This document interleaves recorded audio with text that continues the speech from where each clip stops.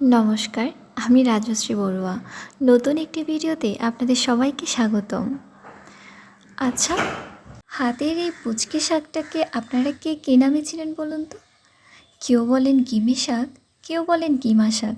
স্বাদে কিছুটা তেতো হলেও এর গুণের কথা শুনলে কিন্তু আপনি এখনই ক্ষেতের আইলে আইলে এই শাক খুঁজতে বের হবেন। শহরের বাজারে এখন এটি মাঝে মাঝে দেখা গেলেও গ্রামে কিন্তু বেশ পরিচিত। যারা চেনেন না তাদের চেনার উপায়টা একটু বলে দিই। এর পাতাগুলো খুব ছোট, মসৃণ আর কিছুটা ডিম্বাকৃতির হয়।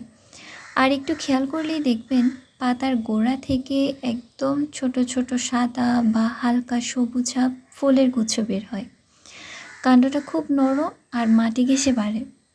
আমাদের ঠাকুমা দিদিমারা বলতেন তেতো জিনিস শরীরের জন্য অমৃত।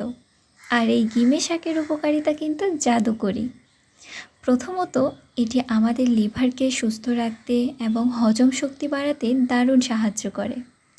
দ্বিতীয়ত, রক্ত পরিষ্কার করতে এবং ত্বকের খোসপাঁচড়া বা চুলকানির সমস্যা দূর করতে এর জুড়ি নেই। তৃতীয়ত, গরমের দিনে শরীর ঠান্ডা রাখতে আর মুখের রুচি ফেরাতে এই শাক দারুণ কাজ করে। এখন প্রশ্ন হলো, খাবেন কিভাবে? যেহেতু এটা তেতো, তাই রান্নার একটা সহজ ট্রিক আছে। অনেকে এটি আলু, বেগুন বা সজনে ডাঁটা দিয়ে হালকা চচ্চড়ি করে খান। আবার মসুরের ডাল বা কলাইয়ের ডাল দিয়ে গিমে শাকের টক বা ঝোল রান্না করা যায়। আবার ডাল দিয়ে ভাজা করলেও কিন্তু দারুণ স্বাদ। এই শাক দিয়েই কিন্তু এক থালা ভাত নিমিষেই শেষ হয়ে যায়। প্রকৃতির এই ছোট্ট উপহারটি কিন্তু পুষ্টির খনি। আপনি শেষ কবে গিমে শাক খেয়েছেন? নাকি আজই প্রথম দেখলেন? কমেন্ট করে অবশ্যই জানাবেন। ভিডিওটি ভালো লাগলে শেয়ার করতে একদমই ভুলবেন না। দেখা হচ্ছে পরের ভিডিওতে। টাটা।